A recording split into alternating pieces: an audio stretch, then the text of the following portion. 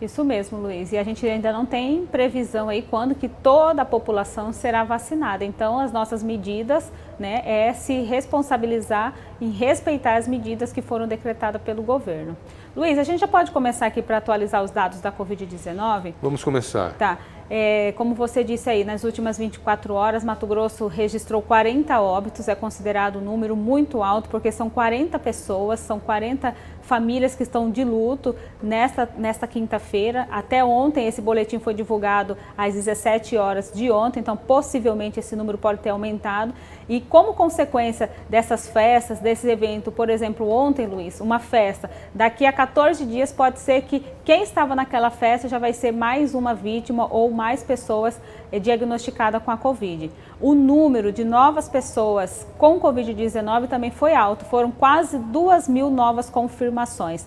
2.929 pessoas testaram positivo para a Covid-19 em 24 horas. Aí no painel mostra que teve uma leve redução da taxa de ocupação em leito de UTI. Ontem estava em 88,1% e agora está em 87,42%. Mas enquanto a gente não tiver aí uma notícia de que está em torno de 30%, como nós noticiamos aqui lá por mês de outubro, mês de novembro, isso daí nós não podemos ficar tranquilos. Não, e outra, essa taxa de ocupação a gente não tem que comemorar, sabe por quê?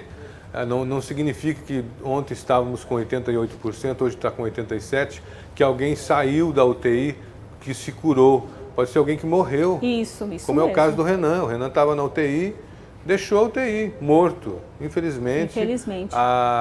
No caso dele foi complicações por conta do coronavírus. Depois que ele se curou do coronavírus, um monte de complicações acabaram ocorrendo, pulmão, coração, e aí ele não resistiu. Então, quando baixa esse número, nem sempre a pessoa está saindo da UTI para ir para casa ou para ir para a enfermaria. Às vezes é um caso muito pior. Por isso que a gente tem que se cuidar. Sim, Luiz. E lá em Rondonópolis, ontem à tarde, uma pessoa morreu na fila de espera por uma UTI. Lá no tanto o hospital particular quanto o hospital público não tem vaga de UTI. Ele faleceu e já tinha 8 pessoas na fila de espera aguardando uma internação. Então você vê aí, o caso é muito sério e normalmente quando acaba o leito de UTI nas cidades do interior de Mato Grosso, eles vêm para Cuiabá. É o que acontece, né? A superlotação, tanto no Hospital Metropolitano de Várzea Grande, que é referência para atendimento de Covid, todo mundo busca uma solução, um atendimento para continuar aí, né, vivo, tentando se salvar aí desse vírus. Então é muita responsabilidade que as pessoas precisam ter. Não é somente quem está saudável ou já pegou a Covid-19, a gente vê aí todos os dias novas pessoas que estão falando que já pegou o vírus da Covid e agora está infectado de novo. Então não é algo que nós podemos ficar tranquilos. Então, com relação à vacina, ela sim é uma alternativa que nos traz um pouco de esperança, mas ainda não é a solução para todos diante dessa situação, até porque nós estamos ainda na primeira fase de vacinação, são 6 fases para vacinar toda a população e nós não temos essa perspectiva quando que toda a população será vacinada, né, Luiz?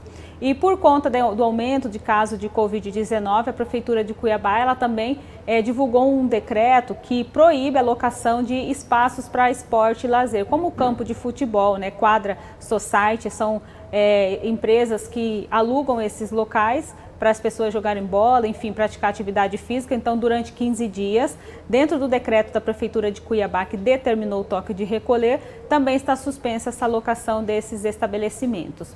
E falando em toque de recolher, Luiz, o primeiro dia aqui na capital teve um pouco dessa confusão com relação ao decreto que a Justiça desfez o decreto da Prefeitura e determinou que a cidade tem que atender o decreto estadual. Então ontem muitas pessoas ainda estavam um pouco sem informação com relação a essa mudança, mas o decreto já está valendo, o toque de recolher começa às 21 horas.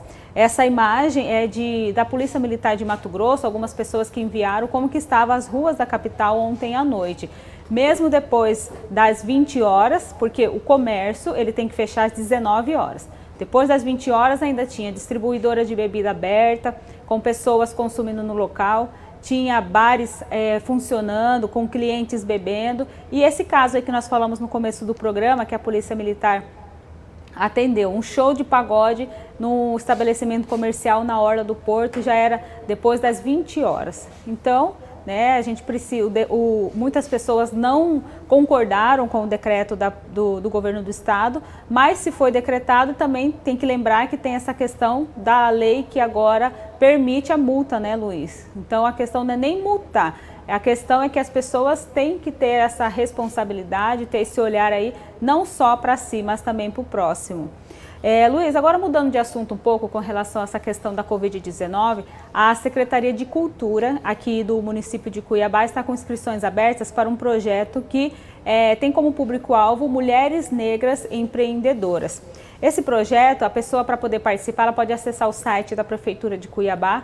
Lá tem um link que ela pode se inscrever, vai ter uma programação virtual do dia 8 de março até na sexta-feira, e essa informação a gente vai deixar lá no nosso site para você que tem interesse.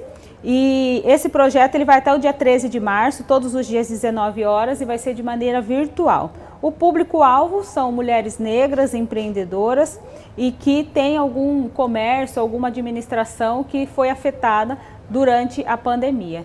Então a inscrição ela pode ser feita através do site da Prefeitura de Cuiabá ou através do e-mail potenciasnegrasdecuiabá@gmail.com. O nome do projeto chama Potências Negras de Cuiabá, Estratégias Femininas, Passado e Presente. É financiado pela Lei Aldir Blanc e é realizado pela Secretaria Municipal de Cultura, Esporte e Lazer. Inclusive, Luiz, amanhã provavelmente nós vamos ter aqui uma entrevista que vai estar falando sobre o poder da mulher negra na sociedade. Porque a gente está aqui durante essa semana trazendo entrevistas, especial Dia Internacional da Mulher, né? Luiz, agora a TV Mais hoje vai ter uma novidade. A partir de hoje até o dia 8 de abril, toda quinta-feira, será exibida um especial que foi feito em homenagem ao aniversário de 302 anos de Cuiabá, né? É uma parceria do SESC, da TV Mais com a FEComércio, então toda quinta-feira vai ser contada uma história, vai trazer aqui algumas riquezas de 6 episódios da história de Cuiabá. Tem como a gente colocar um celebra Cuiabá. Isso. Tem como colocar o som para a gente colocar só um trecho da... Vamos ouvir um pouquinho, vamos ouvir.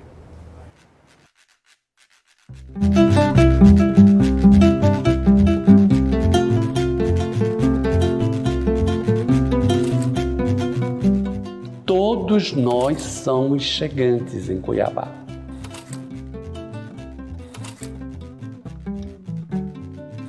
Esta comunidade de São Gonçalo Beira Rio representa tudo, porque Cuiabá nasceu aqui.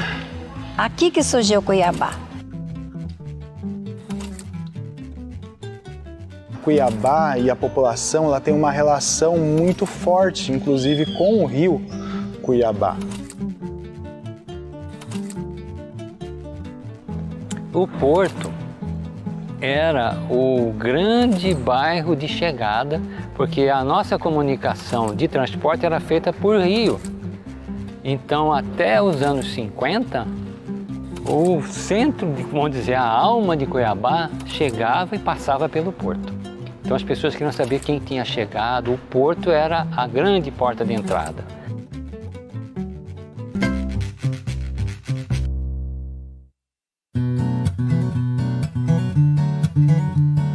Você vai acompanhar então SESC Celebra Cuiabá. São 24 personagens contando a história da nossa gente, a história da nossa cultura e de outros segmentos. Geisiane, um trabalho muito bem elaborado, muito bonito, né?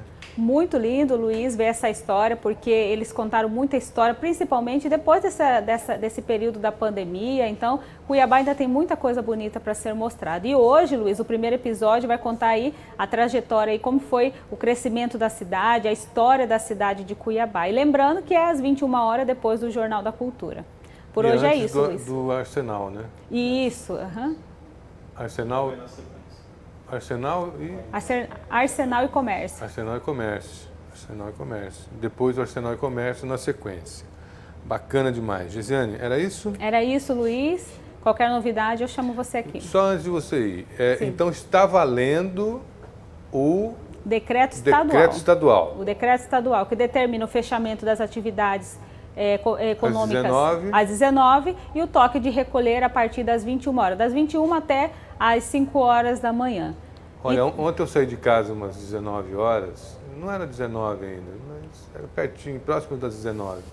E fui até o supermercado Paulista, ali na Avenida Fernando Corrêa da Costa. E quando eu cheguei lá já eram 19 horas, estava fechado já. Eu fico imaginando o prejuízo, né, para um segmento como o de supermercados, que não pode ficar aberto então depois desse horário. E os outros segmentos também, né, que bares, lanchonetes, está todo mundo quebrado. E se tivesse responsabilidade, por exemplo, não ter esse show de pagode que teve lá na Avenida Beira Rio, as pessoas utilizarem máscaras, se a gente se cuidasse um pouquinho mais. Isso não é uma coisa só aqui de Cuiabá, não. O Brasil inteiro está passando por isso, né? O Brasil está com os números maiores do que todos os outros países. E aí acontece o que está acontecendo. Quero parabenizar o pessoal do supermercado que fechou no horário e infelizmente eu tive que voltar para casa sem o meu cafezinho ontem, mas hoje já resolvi, bem cedinho, bem cedinho. Geisiane? É só isso, Luiz. Só isso? Vou trazer um café aqui para você. Por favor. Tá bom? Não, mas hoje de manhã eu já comprei, Tá bom. já fui cedinho lá no mercado, já comprei. Mas é isso, né?